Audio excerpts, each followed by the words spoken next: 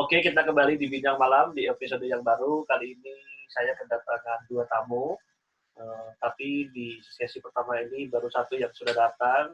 Di sebelah saya, di sebelah monitor saya ada teman saya yang bernama Monica. Oh, Monica. Nanti mungkin dia akan mengenalkan namanya, terus statusnya apa sekarang, masih lajang, pacaran, selingkuhan, atau apa.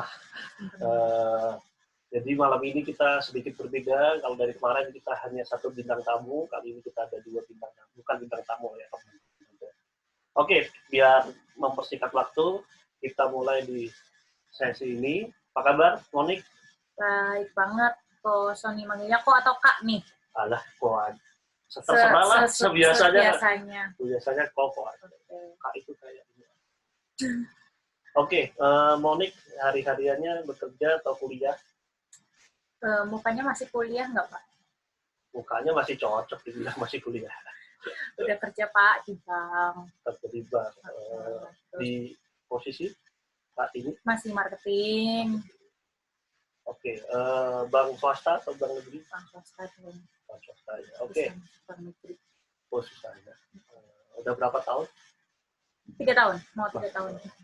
Oke, asli mana nih? Asli Jakarta apa? Asli Tegal, Pak, wong kampung. Ngapak-ngapak ya? Ngapak banget. Terus sekarang WFH tetap di rumah atau? Karena pelayanan publik ya pasti tetap buka, jadi masih masuk tapi selang-seling sehari doang. Selang-seling sehari. Sampai Sabtu apa sampai Minggu? Apanya? Oh enggak, tetap weekdays, Senin sampai Jumat, selang-seling sehari gitu. Tapi WFH-nya tetap kerja penuh juga gitu, pakai laptop sendiri. Ini di Jakarta apa di Jakarta? Di Jakarta ya. Jadi udah berapa lama di Jakarta? 2012 sampai sekarang 8 tahun. 8 tahun. Nah, berarti tahun ini nggak mudik ya? Enggak, Pak. Kebetulan emang keluarga juga ada di Jakarta semua. Oke, jadinya udah nggak perlu ke Tegal ya. Oke, mungkin kita mulai ngobrol-ngobrol santai. Monik ini statusnya apa sekarang? Single kah atau in relationship atau menikah? Statusnya apa ya? Kalau pacaran apa sih? Aku sih menganggapnya masih single ya selama belum menikah. Oh. Masih pacaran. Tapi coming soon atau? Coming soon. Amin. Nah, ini mungkin alasan saya mengundang Monik sebetulnya adalah kita punya sebuah cerita tentang bagaimana waktu itu mungkin apa ya, mungkin pasangan Monik yang sekarang mungkin berhubungan dengan Monik ini cowoknya lah ya, orang bilang pernah suatu hari cerita waktu itu sampai heboh di mana-mana. Cowoknya Monik hilang, cowoknya Monik diculik, cowoknya Monik entah kemana gitu. Lalu heboh Jakarta atau malah kayaknya se-Indonesia. Sampai luar negeri juga Pak waktu itu Pak. Sampai luar negeri ya. Nah, apa itu waktu itu mungkin Monik mungkin cerita dulu awalnya taunya gimana dia hilang. Apakah Monik tidur tiba-tiba bangun-bangun heboh atau waktu Monik kejadian Monik juga maksudnya lagi beraktivitas seperti orang pada umumnya. Jadi kejadiannya tuh waktu itu subuh dan yang jelas ya aku udah tidur ya jam 10 gitu jadi. Terus pagi-pagi lihat di grup tuh ada grup gereja ya biasa ada dia ngechat apa tuh YLG gitu yang kalau anak grup sih merasa itu aku panggilnya konus lagi minta tolong gitu. Tapi aku nggak merasa ngapain minta tolong dan dia kirim Google Map itu posisi dia di mana gitu. Terus akhirnya lagi mau berangkat kerja ngecek dulu ke kosan dia emang nggak ada gitu, pintunya kebuka, AC-nya masih nyala. Ya akhirnya aku panik juga, di kontak handphonenya mati, akhirnya telepon. Pertama telepon 2 orang teman ya, namanya Edward sama Kosoni juga, itu 2 orang pertama yang akhirnya bantuin cari ke lokasi tempat dia share location itu. Oh, jadi Nus ini mengirim pesan tulisannya YLG, tapi itu mungkin salah ketik gitu ya maksudnya. Mungkin kalau anak grup gereja itu menganggap itu sebenarnya tolong. Gitu. TLG harusnya ya, bukan YLG. Nah, terus dapat share location gitu ya. Nah terus apa setelah itu ditelusuri atau gimana? Ditelusuri sama waktu itu kita bertiga akhirnya ya, berbekal grab-graban 100.000 lebih ya sehari, berapa ratus ribu tuh. Kita ke Cirende Permai, deket Ciputat itu, terus nyari-nyari, nggak ada, semua warga bilang nggak ada. Ke Polsek Ciputat bilangnya nggak ada, sampai terakhir dapat titik dari polisi, titik email terakhir itu di dekat mana waktu itu ya, Carrefour Pamulang. Pamulang, kita sampai ke Carrefour Pamulang ya nggak ada apa-apa, nggak ketemu gitu sampai malam ya gitu. Itu hari pertama hilang. Hari pertama banget. Hari pertama hilang.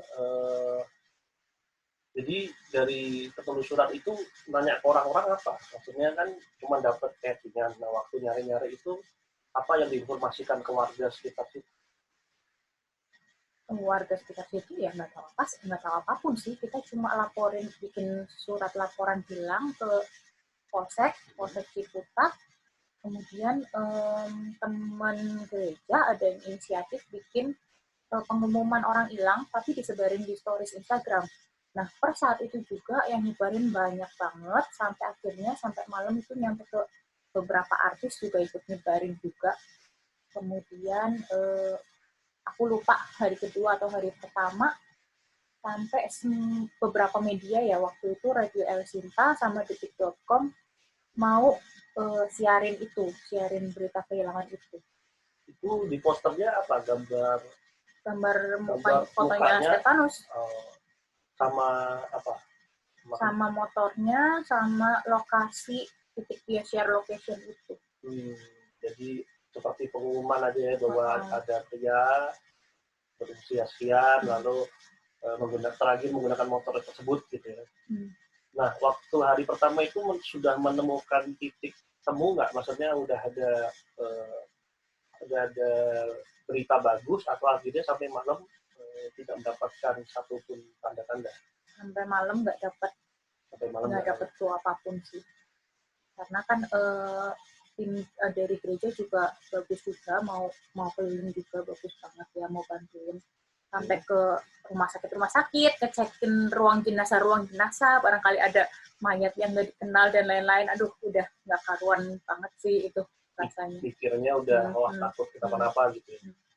Nah itu memang pada saat itu hubungan Monik dengan Nos itu sejauh apa? Maksudnya saya cuma dekat atau pacaran udah setahun atau memang sudah berkomitmen lebih serius lagi?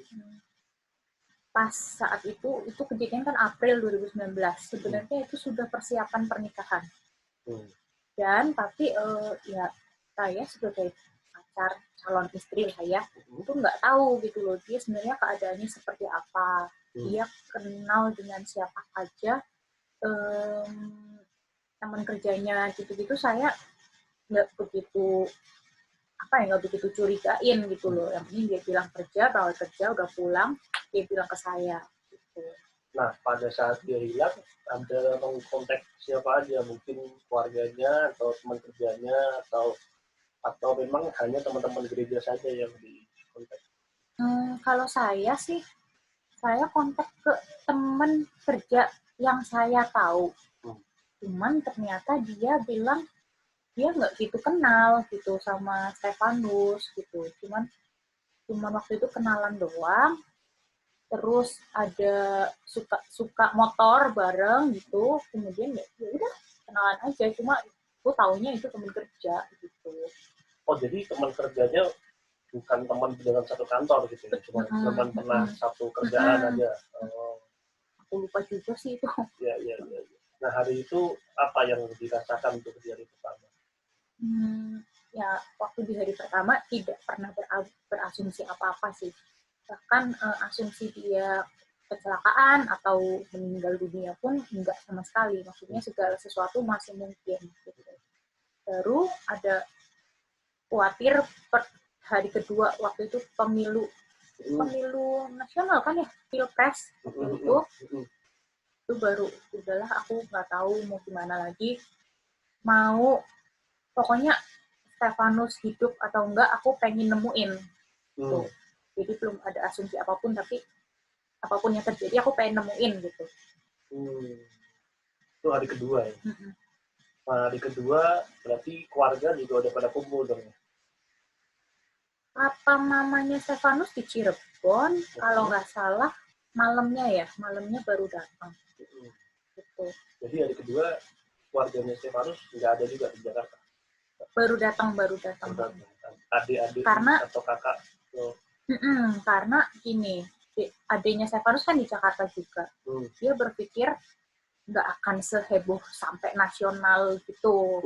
Terus dia merasa jangan sampai papa mama khawatir dulu gitu. Jadi papa mama nggak usah ke Jakarta dulu gitu bilangnya. Cuman gimana pun juga kan mereka orang tua ya. Jadi pasti harus tahu, harus dikabarin, harus sama-sama berdoa bareng.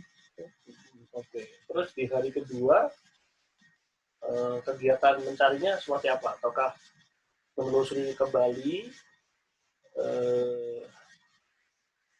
jalan-jalannya kemarin, atau sudah meminta bantuan pihak berwenang? Karena kan 1x24 jam biasanya polisi masih belum proses nih. Betul. Apakah pada saat itu bergerak sendiri atau polisi juga ikut bergerak? Hari itu. Jadi sebenarnya dari hari pertama karena rekan kita di gereja ada kenalan polisi, ada kenalan juga orang intel ya, orang BIN. Sebenarnya dari hari pertama mereka udah kerja sih, cuman karena ya namanya juga intel ya, kita nggak tahu cara kerja mereka gimana. Baru ketemu mereka itu di hari kedua siang. Itu pun aku baru tahu, oh ternyata intel tuh kayak gini ya, serem kayak preman. Terus ya pas diketemuin aku lagi sendirian lagi, jadi takut juga gitu kan. Di sininya gitu ya? Ada pistol gitu kan di celana dia gitu. Mereka kerja gitu. Mereka tanya-tanya, beberapa hal yang mereka tanya saya nggak bisa jawab. Udah makin nggak karuan lagi tuh, misalnya Stefanus kerja di mana gitu, aku cuma bisa bilang di Senayannya di mana, tahu Pak, karena yang saya tahu ya Stefanus kerja tuh sama CV doang gitu, bukan ke kantor gede gitu. Pertanyaannya mungkin ini ya, apa, udah berasumsi berbagai macam dia coba gitu ya. Ya, sampai orang intel tuh berpikir kamu saja nggak tahu dia kerja apa, kalau misalnya ternyata dia gembong narkoba atau apa kan nggak tahu. Apalagi kabarnya dia ngejemput temen kan yang namanya Reinhard itu gitu, yang satu alumni kampus. Bisa jadi emang ada transaksi atau apa kan nggak tahu. Nah lalu kemudian sampai hari keberapa kita bertemu dan bagaimana ketemu? Aku ingat dulu ya, kalau nggak salah hari Kamis malam. Waktu itu malam sebelum Jumat Agung. Dari hari Selasa, berarti hari ketiga. Hari ketiga malam, iya. Ya, hari ketiga. Baru ketemu karena Intel itu udah nemuin kos-kosannya duluan. Gitu. Kos-kosan tempat Stefanus ternyata pergi gitu. Ternyata Stefanus kan nggak kenapa-kenapa, tapi dia kabur karena dia lagi depresi, ada pikiran dia sendiri lah yang entahlah membuat dia seperti itu, bilang arah. Ya. Tapi pada saat menghadapi itu kan pasti banyak nih teman-teman yang ada yang pasti nggak semuanya berpikir positif, ada yang kayak tadi polisi aja sampai berpikir bisa jadi dia gembong narkoba, atau bisa jadi dia bandar judi, atau bisa jadi dia apalah gitu kan, berbagai jenis dicek gitu kan. Nah akhirnya ketemu. Nah tapi ketika menghadapi itu sampai setagih dia ketemu tuh apa yang ada di pikiran Moni? Yang saya tahu sih ya Stefanus kan, kita kan memang segala sesuatu mungkin terjadi. Stefanus itu gembong narkoba juga mungkin gitu. Tapi sepanjang yang saya kenal selama 6 tahun, Stefanus nggak kayak gitu. Saya percaya Stefanus nggak kayak gitu. Nggak ada tampang lah ya? Nggak ada tampang, dan mau apa? Mau tuduhan apa? Jual beli orang, apa, human trafficking, atau main pelacuran gitu itu enggak sih saya yakin. Karena tapi ada info bos-bos begitu memang mukanya nggak ada tampang gitu ya. Tapi bukan karena tampangnya juga sih, lebih ke kan sehari-harinya kan saya tahu yang ngapain. Cuman yang waktu-waktu yang kosong yang aku nggak tahu itu cuma jam kerja berarti. Oh, iya gitu. karena Moni kerja, bosnya juga kerja. Iya. Nah, waktu akhirnya ketemu, Monik ikut menjemput atau hanya keluarga? Ikut jemput. Jadi 2 mobil, 1 mobil isinya saya, cici saya, Lena, kemudian mamanya sama dedenya 2, Stephanie sama Evan. 1 mobil lagi ada pastor gereja, kemudian ya beberapa temen lah yang mendampingin, sama yang jelas yang bisa bawa motornya Stefanus, kan motornya motor dekan gitu, jadi harus ada orang khusus juga yang memang bisa nyetir bawa pulang lagi gitu. Itu di mana ketemunya? Di daerah mana? Ciawi. Jauh sekali. Bogor dia, jadi dia naik motor ke Ciawi, dan sudah terencana sepertinya karena dia sudah kirim berbagai barang-barang gedenya dia, kayak beberapa helm, kayak gitar, kipas ya waktu itu, tapi dia kirim lewat JNE yang 24 jam, jadi dia subuh-subuh ke JNE. Cuma pada waktu kita cari itu, kita ke JNE, kita nggak bisa minta lihat CCTV, karena kan mereka juga pasti privacy kan, gitu. Birokrasinya panjang. Dan belum tentu juga kan, mungkin nggak bisa langsung geledah gitu ya. Lalu waktu berusaha mencari itu, menelusuri juga nggak di kosannya, mungkin ada tanda-tanda atau apa yang dilakukan? Iya, jadi Intel kan sebelum ke kosan kan udah tahu duluan kan. Ini Stefanus ngecek jauh banget dari apa sih garis narkoba gitu-gitu, sama pelacuran dan lain-lain, jauh gitu loh, nggak ada hubungannya sama sekali. Oh, gitu. Setelah tadi dicari akhirnya tesnya kayaknya nggak mungkin ke situ. Ya. Apa yang dites? HP, komputer atau rekening? Enggak, ini jaringan gembong narkoba yang emang datanya udah sama Intel gitu. Kan Intel nyariin gembong narkoba gitu kan. Gitu. Kalau di track itu, di trace, Stefanus jauh banget dari orang-orang itu, gitu, nggak kenal. Nggak terkoneksi ya. Jadi intinya Pak Intel sih cuma bilang, ini anak-anak baik banget, gitu, cuma stres aja, depresi. Oh, jadi akhirnya setelah dilakukan penelusuran, mereka juga fix kayak gitu, cuma stres nih, ada something gitu ya. Berarti sempat nggak sempat dicurigai nggak, kayak misalnya kamu lagi berantem ya sama lo, atau misalnya, iya kan dimintain tolong screenshot chat terakhir kamu sama Stefanus semalam gitu. Chat terakhirnya cuma yuk kita nonton Avenger berdua aja, nggak usah sama teman-teman kayak gitu. Jadi emang beneran lagi baik-baik aja. Wah, ketahuan teman-teman. Iya, ketahuan teman-teman. Oh, lu maunya berdua doang. Emang kalau rame-rame kenapa? Emang suka kepo banyak. Oke, nah terus akhirnya ketemu tadi. Nah, setelah ketemu, apa yang pertama kali mau lakukan? Pengen meluk banget, karena kita lihat Stefanus udah apa namanya, udah sesak napas, udah terkapar, karena waktu itu mobil kita telat datangnya karena nyasar. Oh, wah, maksudnya sesak nafas tuh apa? Dia ditemukan dalam keadaan sesak nafas tuh? Sesak nafas karena diculik orang? Karena dia melihat ada waktu itu pester, kita boleh sebut nama nggak sih? Bebas sih, nggak disebut juga apa-apa, pester lah. Pester kita. Terus pas dia lihat, dia langsung pengek gitu ya, langsung sesak nafas, terus langsung shock lah ya. Shock gitu, maksudnya kenapa harus cari gitu, kenapa harus kenapa harus dicari. Terus dia udah di lantai gitu, nangis, udah nggak bisa nafas. Kemudian pas mobilku datang, Oh, yang datang testernya dulu, mobilnya Testernya dulu, rombongan tester dulu. karena mobilku nyasar waktu itu. Yang ada keluarga di mobilnya Monik. Ya. Oh, jadi dia justru yang pertamanya dia testernya. Oke. Terus pas mamanya datang, mamanya yang duluan kan, saya kan Belum siapa-siapa. ya belum siapa-siapa gitu. Mantap. Ya udah. Tapi ya udah nangis semua di situ, nangis semua. Kayak kalau dulu film talk show, variety show termehek-mehek, ini beneran. Kalau dulu termehek-mehek bohongan. Tali kasih kali dia termehek-mehek. Ya, apalah. Nontonnya termehek-mehek loh.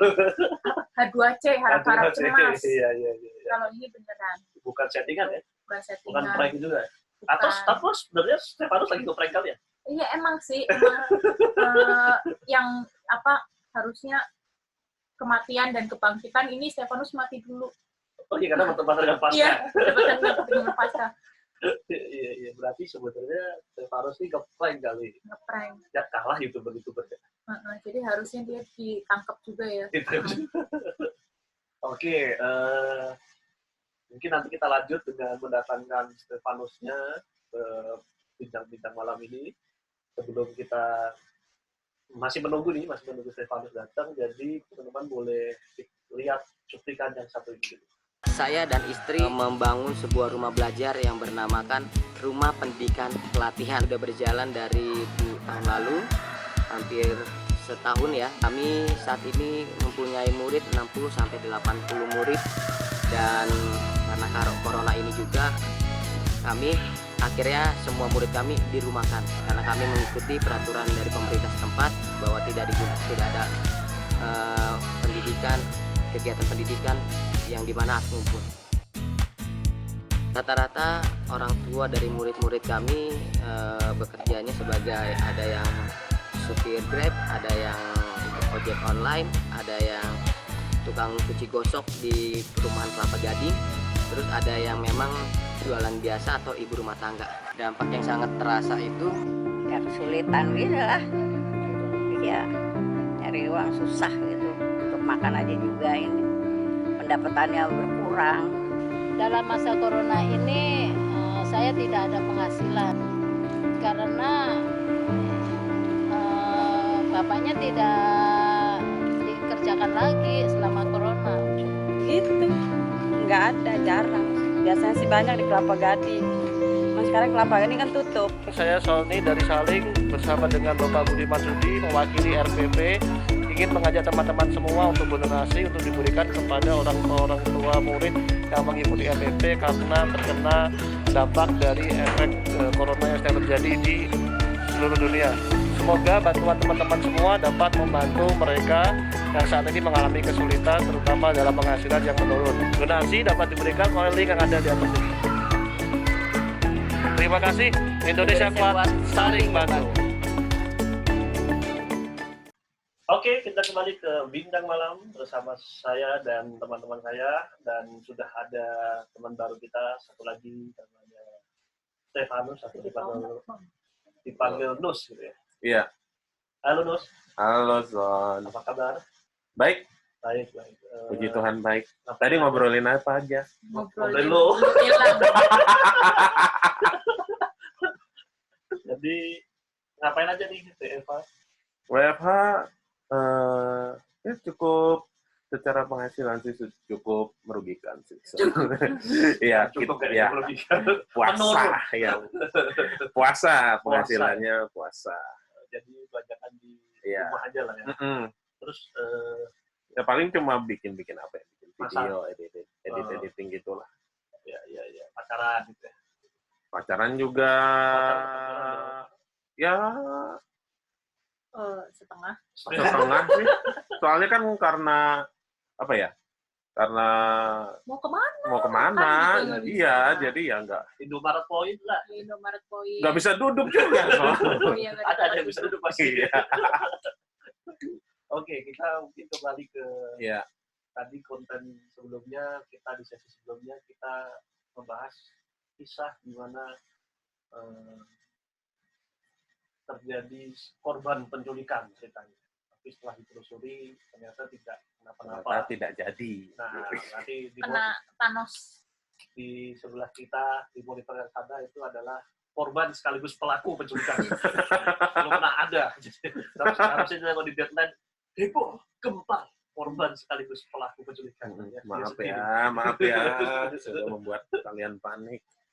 Oke, terus mungkin kita boleh diceritain ya, kalau tadi kan si Monik ini sudah bercerita apa yang dia alami pada saat itu hilang, Ya. terus dia sendiri apa yang dirasakan, ya mungkin lu ceritain lah di awal itu sebenarnya apa yang ada di pikiran lu sehingga lu melakukan seolah-olah lu diculik orang atau seolah-olah lu di apa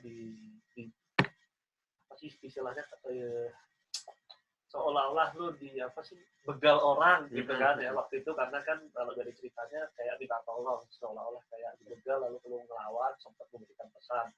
Nah, apa yang terjadi sebetulnya pada hari itu tuh? Pada hari itu yang terjadi sebetulnya, ya, make it short aja ya. Jadi itu gue udah terakumulasi gitu loh. Gue udah terakumulasi rasa takut gue, rasa kecewa gue, rasa segala hal yang gue tutupin tuh. Gue udah capek gitu loh, gue udah capek nahan ini semua, dan dalam pikiran gue ngerasa gue udah nggak layak lagi, maksudnya tuh gue nggak layak lagi, ya kayak gue ngerasa gue nggak layak lagi jadi calon suami dia, calon suami Monik, gue nggak layak lagi punya teman-teman yang sayang gue, istilahnya teman-teman tuh nggak tahu gue tuh sebenarnya kayak gimana gitu loh kondisinya, ya. Terus ya pokoknya apa ya, itu udah numpuk lah bertahun-tahun lah segala rasa ketakutan gua. Jadi itu pergumulan pribadi gua gitu loh, dan segala rasa sakit hati yang gua rasain itu gua pendam aja, gua nggak berani cerita, dan gua menutupnya itu dengan begitu rapi, dengan cukup pintar lah, cukup pintar. Jadi gue berpikir kalau gue mau di pikiran gue ya, kalau gue mau akhirin ini, ya udah gue akhirin keberadaan gue di tengah-tengah keluarga gue, di tengah-tengah calon istri gue, di tengah-tengah pertemanan gue yang saat itu. Gue mau bisa menarik diri lah, misalnya lebih baik kalian tuh nggak usah kenal gue gitu loh, karena sebenarnya gue tuh jahat loh sama kalian gitu, karena gue tuh juga terasa pergumulan gue tuh jujur sangat berat, jadi better gue cari dunia, cari bukan nggak terlalu berpikiran death ya, nggak terlalu berpikiran itu. Belum gitu seberani itu. Iya, belum seberani itu gitu loh. Tapi tetap pergi dari lebih baik lalu hari ini. Iya, gue jadi dalam depresi gue lebih baik gue kabur, lebih baik gue berpikir gue jadi kasarnya udahlah, gue bisa apa sih sekarang? Misalnya gue bisa musik, ya udah gue jadi pengamen aja di tempat yang orang nggak tahu gue gitu loh, di tempat orang atau menjadi gelandang nggak apa-apa lah, yang penting orang lain tuh nggak tahu, sebagai rasa penebusan rasa salah gue gitu loh. Jadi ya gue udah memutuskan pergi gitu loh. Gue memutuskan udah cabut aja, gue pergi. Saat itu yang gue rasain sih itu gitu. Meskipun sedih gitu loh Son. Sedih karena gue ngerasa berdosa banget sama orang tua gue, keluarga gue, Monik, papa mamanya, saudaranya juga, cici-cicinya. Ya, itu sih yang gue paling berasa bersalah, sama beberapa orang terdekat gue sih gue ngerasa bersalah itu. Jadi paling gue ngerasa bersalah sama Tuhan. Berapa lama lu memikirkan untuk gue pergi aja deh? Kalau mikirin bener-bener ya, mikirin gue pergi bener-bener tuh gue sempat mikirnya tuh sekitar Januari 2019 tuh gue agak mulai berpikir ke sana gitu. 3 bulan. Iya 3 bulan. April Ya, 4 ya. April berarti. Dari Januari, Februari, Maret, April. Iya. Ya. Lalu apa nih pikiran pertamanya apa? Maksudnya apa yang lu siapin gitu? Ya gue cuma siapin, ya kan karena gue berpikir untuk menghilang, gimana caranya gue hilang, ya pasti otomatis kan kabur kan. Nah kabur, nah kalau kabur gue sekarang mikir, kabur yang misalnya benar-benar orang nggak terlalu tahu lah. Pokoknya dia cuma Pokoknya mikir pengen hilang. Karena gue saat dekat-dekat gue kabur, gue udah mulai kalut ya Son ya sebenarnya. Jadi gue mikir pendek aja. Yang gue tahu apa sih? Oh yaudah, puncak kali ya. Yaudah gue kabur ke puncak. Gitu. Pikir nggak akan dicari. Iya gue pikir nggak akan dicari. Kan Kan jauh. ternyata kan zaman sekarang teknologi itu sangat canggih. Beda ceritanya misal gue hilang 10 tahun lalu atau 5 tahun lalu mungkin lebih lama. Kurang jauh lah ya, nggak kabur juga. Jangan ditiru ya. Enggak, Ya ini kan kisah hidup kan ya. Ya. Tapi maksudnya gini, kenapa lu bikin kalau lu mau kabur, kenapa lu pakai pamit dengan tolong gitu? Gue sebenarnya jadi dalam perjalanan gue nih Son, perjalanan gue udah kabur nih. Perjalanan gue udah kabur nih dari Jakarta mau ke puncak. Naik motor gue, dalam motor tuh di dalam helm gue tuh gue nangis gitu. Gue nangis dan gue doa sama, untungnya masih ingat Tuhan gitu. Masih ingat Tuhan, tapi ya beneran gue sangat apa ya, Tuhan lu kok gini banget ya, maksudnya apa ya, ya nadanya bukan kayak gini ya, maksudnya lebih dramatis ya. Kenapa gue begini banget, kenapa gue ngerasa jadi manusia yang gagal, kenapa gue ngerasa gue menutupi kenyataan gue yang sebenarnya di hadapan orang-orang terdekat gue gitu loh. Ya. Tapi gue nggak bisa istilahnya nggak bisa cerita. Gue nggak bisa cerita, gue nggak bisa jujur juga sama diri gue, otomatis jadi ya gue beradu nih di dalam pikiran gue. Gue awalnya nggak ada pikiran untuk mau kasih kode di grup teman-teman gitu loh, tapi agak sempat waras dikit gitu loh gue. Jadi gue kayak ngasih kode lah, gue hilang gitu loh. Mungkin kalau gue nggak ngode gue hilang, sempat dibilang sama Monik, kalau waktu itu ya Monik sempat bilang kalau Koko nggak kasih kode, kita lebih bingung lagi Koko akan kemana gitu. Atau sadarnya lama. Bisa jadi sampai besok malam baru orang. Iya. Gitu ya. Gitu sih. Iya. Jadi tempat pindah pun udah disiapin dari lama. Nggak lama juga, gue udah berpikir ke Ciawi mungkin sebulan lah ya. Tapi untuk tempat persisnya, gue baru mulai nyari mungkin 2 minggu kurang deh. Cepet lah pokoknya. Nah dalam sebulan itu hubungan kalian baik-baik saja atau seperti biasanya? Seperti biasa aja. Smooth. Seperti biasanya. Gue nggak kenapa-napa di hadapan dia. Gue nggak kenapa-napa. Gue bukan di hadapan dia aja, di hadapan semua orang gue nggak kenapa-napa. Ya orang 6 tahun nggak tahu apa-apa, saking smoothnya. Berarti udah cocok jadi aktor itu. Aktor atau agen sih. Talent baru itu. Iya, terus selanjutnya kan kabur nih. Nah, tadi dari segi Monik kan dia mencari selama 3 hari bersama teman-teman dan dibantu gereja, dibantu kepolisian gitu ya. Nah, lu sendiri 3 hari itu ngapain kegiatannya? Mengasihani diri gue sendiri, Son. Serius. Nggak ada solusi. Ada nih waktu di mana gue pertama, lupa lah hari keberapa gue. Kalau lu suka ke puncak pasti kan ada Starbucks tuh, Starbucks yang keluar pintu tol. Vimala Hills ya. Vimala Hills ya. Nah, gue tuh kesana naik motor. Beneran gue udah nggak apa ya, di pikiran gue tuh udah nggak kayak punya pikiran, maksudnya udah pikiran gue tuh kayak blong aja, maksudnya pikirannya kosong, pikiran apa di Starbucks sana dari pagi sampai malam gue di sana terus, dan gue di pojokan ada cari tempat duduk yang lumayan mojok gitu, di sana gue nangis lagi. Kenapa gue harus melakukan hal seperti ini gitu? Kenapa? Iya. Ya cukup sepi sih waktu itu gitu. Mungkin karena menjelang pemilu juga kan. Iya. Ya. Nah dari situ yang gue rasain apa ya? Ya emang gue sadar yang gue lakuin itu salah, yang gue lakuin, yang gue rasa.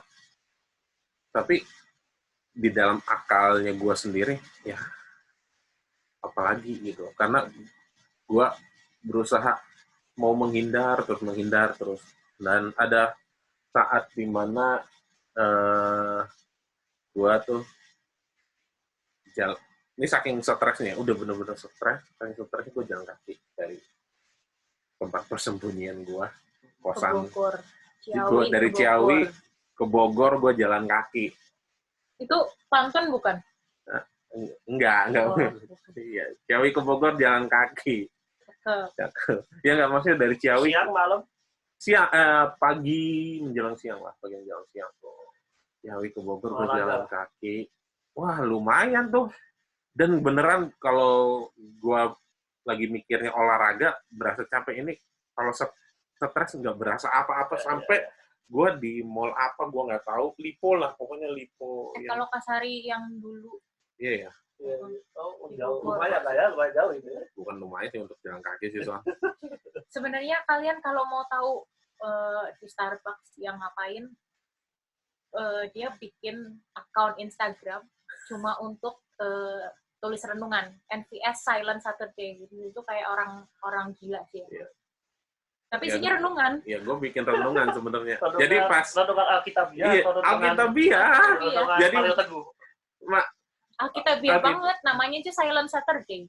Jadi gue kabur tuh masih merenungkan firman. Mendekatkan diri sama Tuhan, tapi nggak tahu lah ya, maksudnya ya gue juga nggak bisa jelasin lah perasaan gue kalut kayak gitu. Mungkin gue simpulkan ada waktu sebenarnya saat orang itu kepingin sendiri dan keluar dari semuanya, dia ingin, tapi di satu sisi pada saat itu kondisi lu tuh juga bukan lagi stabil gitu. Iya. Jadi gitu loh. Lu memilih untuk pergi ini sebenarnya karena udah banyak udah nomblok, ditambah lu juga sebenarnya lagi bikin sendiri. Jadi sebenarnya pada saat lu sendiri sebenarnya lu juga bukannya lu tidak mengingat kebenaran, tapi lu juga sebetulnya kebenaran itu selalu ada bersama lu.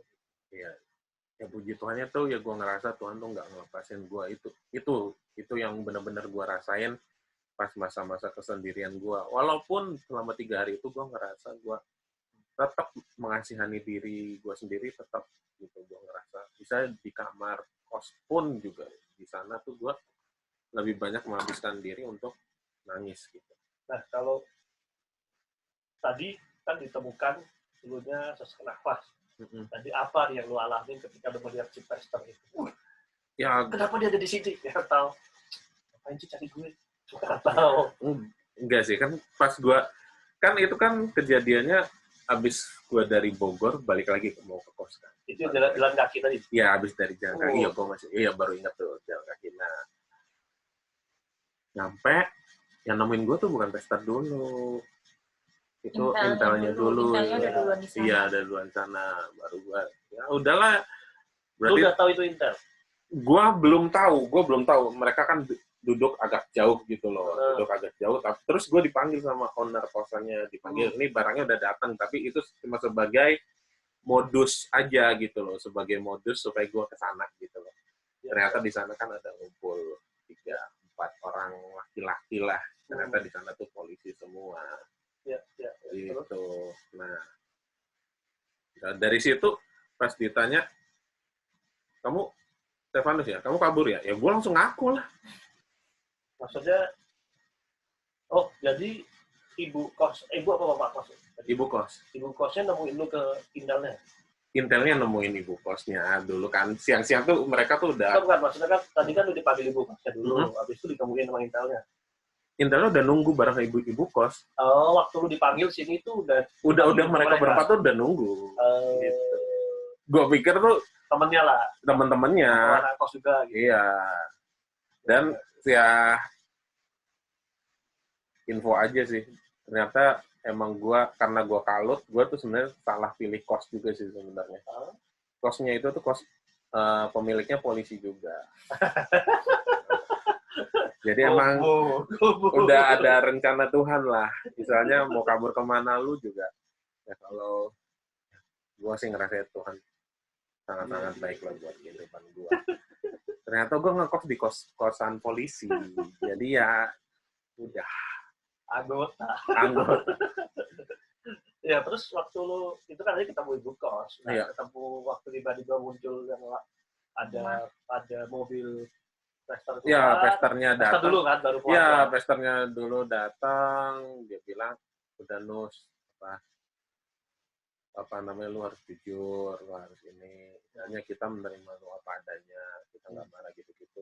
Ya, gue terenyuh kan. Tapi di pikiran gue udah kalut lah, maksudnya. Bikin kabur lagi nggak? Enggak. Maksudnya bukan inilah. Gue kalutnya tuh kalut ngerasa berdosa gitu, ngerasa salah. Dan campur aduk lah pikiran gue. Nah. Iya, saat itu tuh waktu ketemu testernya, apalagi waktu ketemu si mama, teriak-teriaknya tuh, udah saya anak durhaka, saya penjahat, tolong jangan lihat saya, jangan cari saya, sambil nangis-nangis gitu. Udah gak karuan banget. Ya gitu sih. Apalagi kan gue sebenarnya kan emang ada bawaan asma juga dari kecil. Udah lama, ternyata karena kayak gini tekanan pikiran banget, gue susah nafas tuh di depan gue 4 polisi. Waduh. Jadi ya udahlah. Apa namanya? Mungkin badan gue nggak kuat ya. Udah. KO. Oke. Ya puji Tuhan ya udah ketemu lah. Pulang. Nah, berarti kan sekarang kita masuk ke fase baru sesi 3. Sebelum kita masuk ke sesi 3, kita lihat satu ini. Saya dan istri membangun sebuah rumah belajar yang bernamakan Rumah Pendidikan Pelatihan. Sudah berjalan dari tahun lalu, hampir setahun ya. Kami saat ini mempunyai murid 60-80 murid, dan karena corona ini juga kami akhirnya semua murid kami dirumahkan karena kami mengikuti peraturan dari pemerintah setempat bahwa tidak ada kegiatan pendidikan yang dimana harus ngumpul. Rata-rata orang tua dari murid-murid kami bekerjanya sebagai, ada yang supir Grab, ada yang ojek online, ada yang tukang cuci gosok di perumahan Kelapa Gading, terus ada yang memang jualan biasa atau ibu rumah tangga. Dampak yang sangat terasa itu ya kesulitan gitu lah. Ya nyari uang susah gitu, untuk makan aja juga ini pendapatannya berkurang. Dalam masa corona ini saya tidak ada penghasilan karena bapaknya tidak dikerjakan lagi selama corona. Gitu, nggak ada, jarang. Biasanya sih banyak di Kelapa Gading. Mas sekarang Kelapa Gading kan tutup. Saya Solni dari Saling bersama dengan Bapak Budi Marsudi mewakili RPP ingin mengajak teman-teman semua untuk berdonasi untuk diberikan kepada orang tua murid yang mengikuti RPP karena terkena dampak dari efek corona yang sedang terjadi di seluruh dunia. Semoga bantuan teman-teman semua dapat membantu mereka yang saat ini mengalami kesulitan, terutama dalam penghasilan yang menurun. Donasi dapat diberikan oleh link yang ada di atas ini. Terima kasih. Indonesia Kuat, saling bantu. Kembali lagi di Bincang Malam, dan tadi kita sudah dengar bagaimana cerita penculikan yang sebenarnya tidak diculik, tetapi menculik dirinya diri sendiri. sendiri. Dan masih bersama 2 orang teman saya, Monik dan Stefanus, dan sekarang kita mau nanya pasca. Jadi pasca kejadian pasti berat dalam artian apalagi kan ini berhubungan dengan 2 orang, 2 kepala, lalu ada 2 keluarga. di mana sebelumnya sudah kita dengar mereka sudah berencana untuk menikah, sedang mempersiapkan pernikahan, lalu kemudian muncullah cerita drama Korea versi mereka ini kan, yang pasti ya, menggemparkan, orang waktu hilang aja menggemparkan. Nah, ini kan mereka harus kembali. Nah, nanti kita mulai dari awal, terserah kalian berdua yang jawab siapa, atau berganti-gantian, tapi ya ingin dengar sih bagaimana kemudian kan pemulihannya itu berapa lama Stefanus akhirnya siap untuk tampil lagi di depan umum. Pasti kan nggak mudah. Kemudian ada tantangan apa dan apa yang membuat akhirnya sampai sekarang bisa bertahan. Kita mulai dari paling awal banget, apa yang pemulihannya seperti apa. Ya memang pas gue mikir kabur itu, gue nggak berpikiran misalnya gue ditemukan, cara memulihkannya tuh akan kayak gimana gitu. Way out-nya nggak tahu. Way out-nya gue nggak tahu. Karena ya jujur yang gue rasain setelah gue didapatkan Tuhan kembali, itu proses pemulihannya masih berlanjut. Karena gue kan banyak kekurangannya. Banyak yang harus dikorek di dalam diri gue, dan caranya juga ada yang begitu ekstrim, ada yang misalnya segala kebohongan gue di masa lalu terkuak gitu loh. Bahkan juga gue masih ada beberapa kesalahan diri gue yang masih gue lakukan, sampai akhirnya juga dalam perjalanannya dibukakan sama Tuhan kembali gitu loh. Gitu. Jadi sampai sekarang proses pemulihannya tuh masih berlangsung. Tapi untuk apa ya? Mungkin secara apa ya? Apakah lu ada yang mendampingi atau mungkin? Iya. Atau hanya didampingi oleh Monik atau? Nah, proses pemulihannya pasti didampingi sama Monik, pasti. Didampingi sama orang tua itu pasti. Dan juga dukungan dari keluarga Monik, puji Tuhan ada. Iya, didampingi sama. Wah, gue sih salut banget sih sama pastor gue. Jadi, ya namanya Pastor Darwin. Gitu. Luar biasa banget. Mendampingi gue sama Monik. Ya, kalau buat gue sih, gue ngomong ke dia sih, lu luar biasa banget deh kok. Karena kita butuh orang yang mendengarkan. Kita tahu kita lagi kondisinya lagi sangat kurang, di bawah tekanan, jadi kita butuh orang yang mendengarkan dan paham kalau jangan mengharapkan banyak perkembangan dulu deh dari kita yang lagi bermasalah ini, gitu. Didengerin dulu kita salahnya apa, gitu. Dan kebetulan memang Ko Darwin memang support banget gitu loh. Pastor kita itu luar biasa. Oke gitu. Dan proses pemulihan gue, ya puji Tuhan didampingi sama pastor dan juga teman-teman Komsel juga mendukung juga gitu loh. Dan yang gue rasakan sih, meskipun juga selama perjalanannya ada juga yang suara-suara miring tentang gue, ada suka atau gimana? Gue beritanya simpang siur. Jadi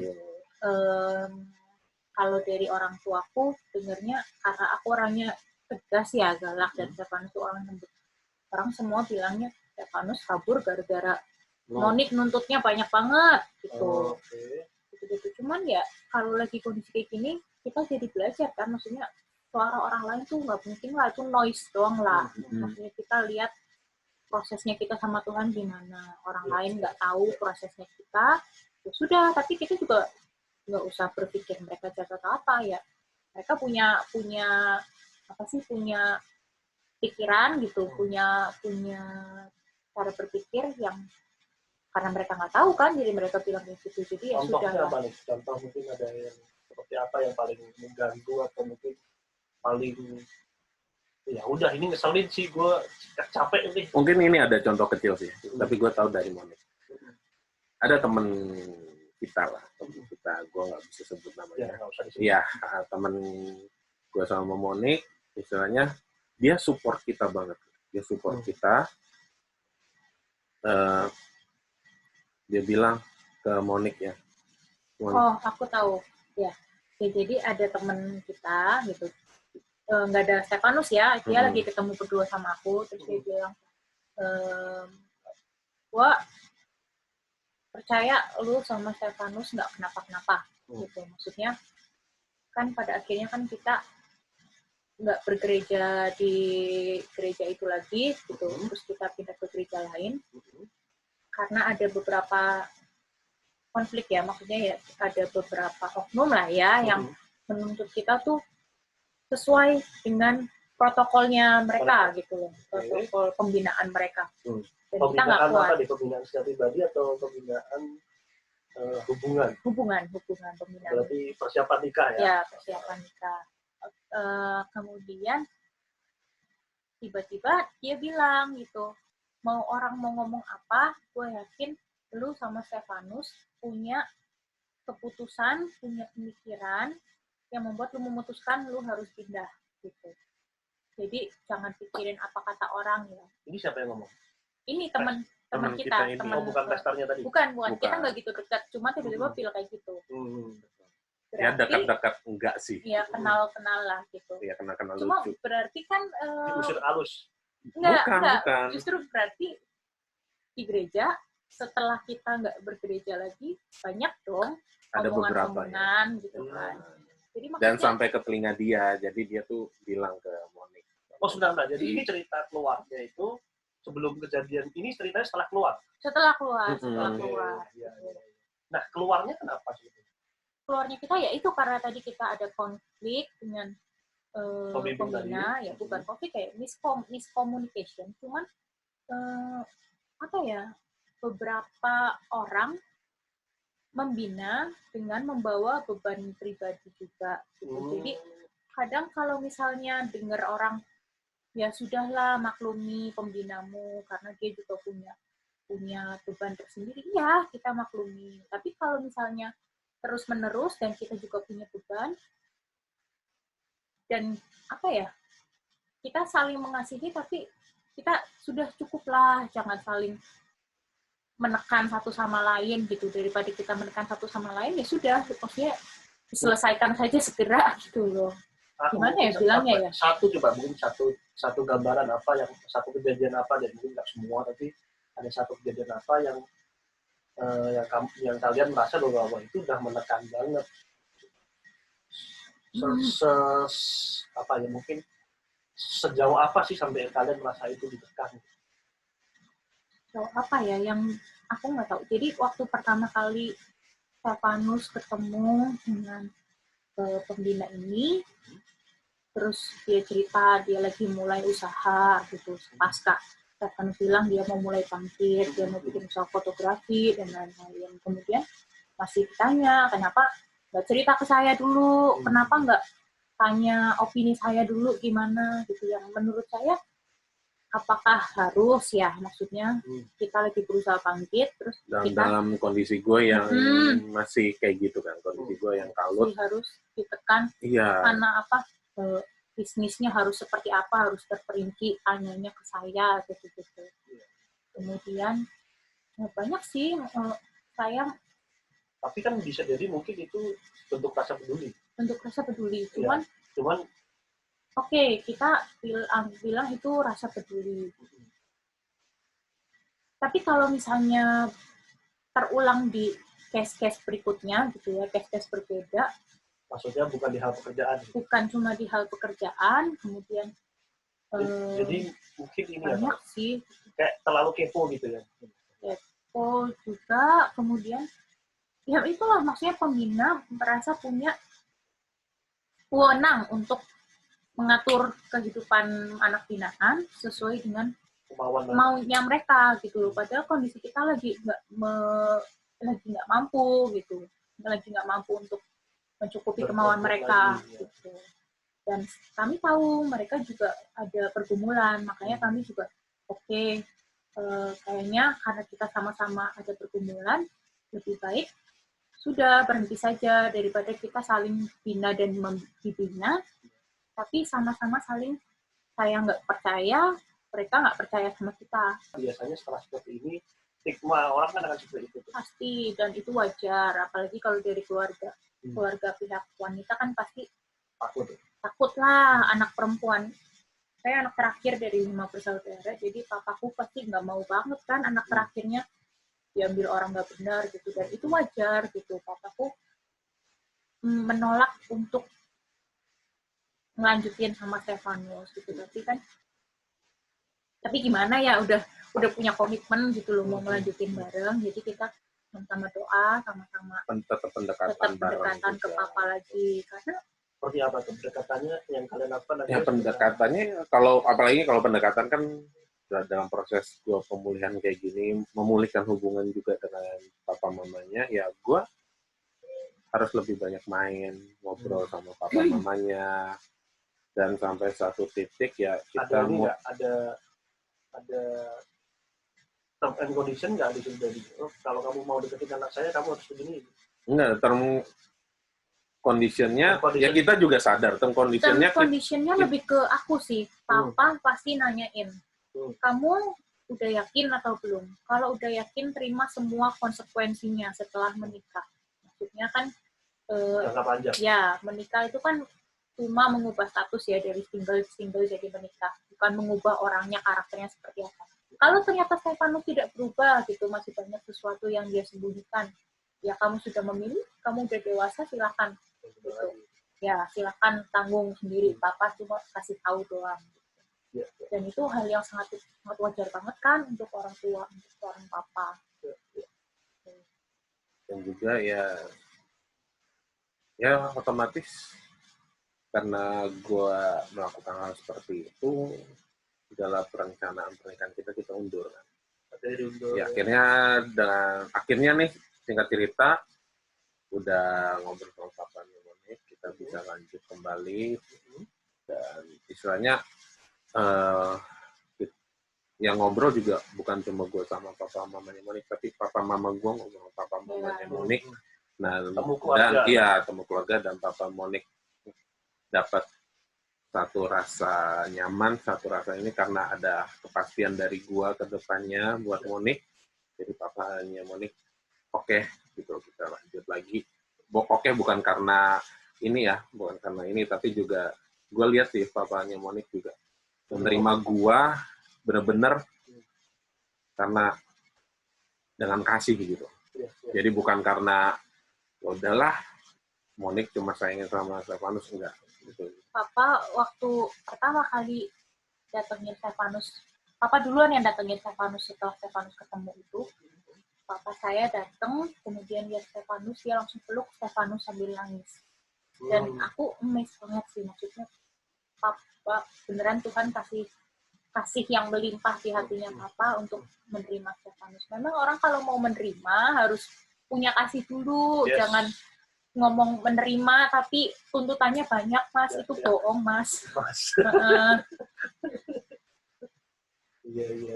Setuju banget bahwa ya, jadi dari kesimpulan ini, dari obrolan kita karena sudah cukup panjang, kita bisa simpulkan ya sepertinya sama dengan episode yang lalu-lalu, ya memang yang bisa berubah adalah penerimaan itu tadi dari yang disampaikan oleh Monik. Penerimaan bisa menerima kalau ada kasih. Dan kemarin beberapa narasumber kan kalau bicara orang itu terasa kok tulus apa enggak. Nggak usah diomong-omongin, gue mengasihi itu loh, gue menerima lo. Itu orang baik itu nggak omong dia baik. Kalau dari saya, orang baik nggak akan bilang, gue baik loh. Orang yang bilang gue baik lo itu biasanya malah nggak baik. Artinya kalau lo mau mengasihi, tunjukkan dengan ketulusan hati, dengan cara lo menerima mereka, dengan cara lo orang bisa melihat nih orang tulus nggak sih menerima gue, nih orang tulus nggak sih menerima gue. Mungkin terakhir ini sebenarnya lebih kepada masukan dan challenge gue ke kalian bahwa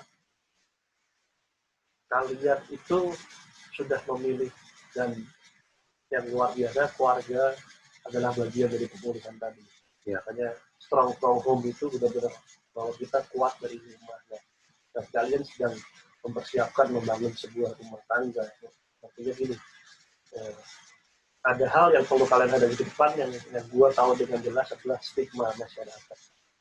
Artinya ini adalah hal yang kalian mesti bawa sampai kapanpun, sampai bisa jadi 20-30 tahun lagi kalian punya anak, ada orang yang nggak akan suka dengan kalian dan kemudian akan ngomong ke anak kalian, papa kamu dulu pernah hilang, papa kamu kemudian dulu pernah diculik. Itu akan ada dan akan Iya.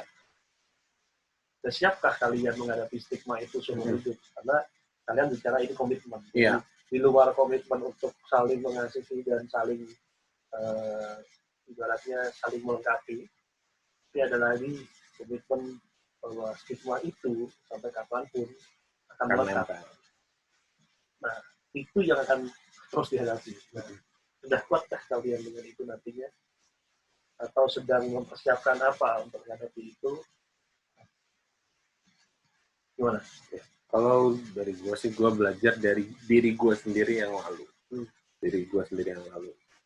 Kegagalan gue yang lalu itu adalah berusaha menyenangkan setiap orang. Jadi, padahal kegagalan orang itu kalau ketika dia mau berusaha ketika dia berusaha mau menyenangkan setiap orang itu, ya itu kegagalan orang itu. Karena kita nggak akan bisa menyenangkan setiap orang. Standar setiap orang itu akan berbeda-beda gitu loh. Gue bakal nyenangin lu, Son. Gue bakal menyenangkan Monik. Tapi belum tentu buat orang lain itu akan, buat mereka tuh juga mereka suka. Karena setiap orang kan juga punya kesukaan yang beda-beda. Karakter, cara mereka dibangun, dididik dari kecil tuh pasti latar belakangnya berbeda. Nah, sekarang gue udah mulai belajar kalau misalnya, ya emang nggak bisa gue nyenangin semua orang, gitu.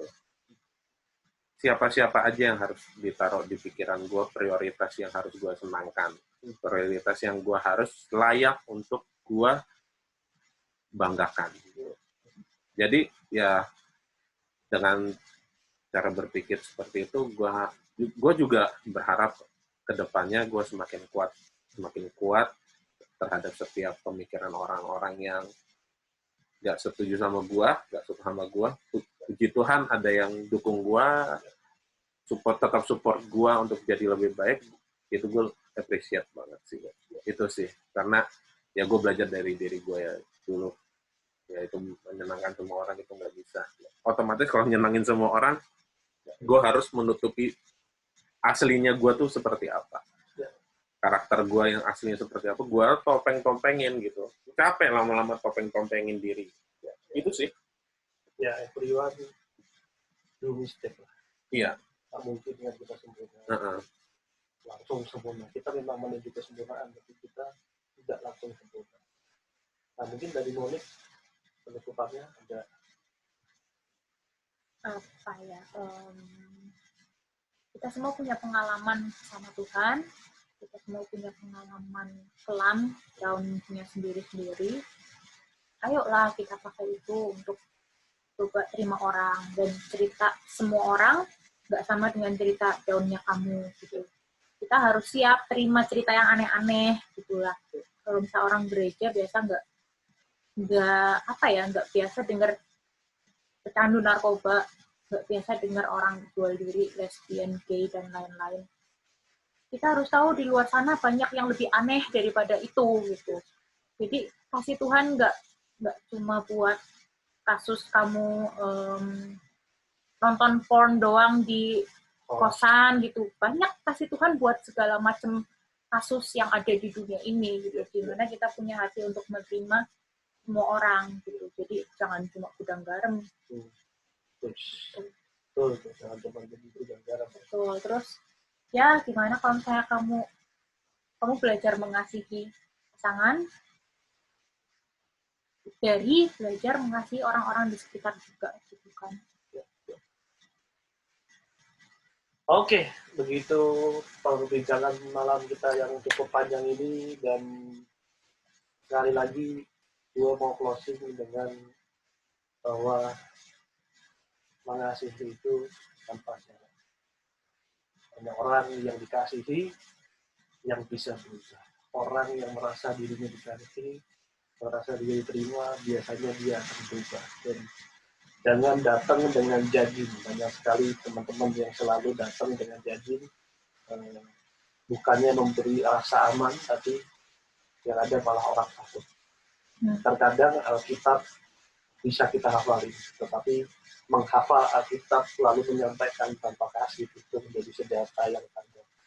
Jadi hati-hati, dan kita berdoa buat pasangan ini yang sedang menyiapkan pernikahannya, semoga lancar. Amin. Semoga Corona segera berlalu. lalu segera menikah, segera punya anak, Amin. segera bisa menjadi keluarga yang sakinah mawaddah warahmah. Amin. Wabillahi taufiq wal hidayah. Wassalamualaikum warahmatullahi wabarakatuh. Waalaikumsalam. Sampai berjumpa lagi di Bincang Malam berikutnya. Jangan lupa komen, like, share, subscribe supaya episode-episodenya bisa kita kerjakan. Terima kasih teman-teman. Dadah. Dadah.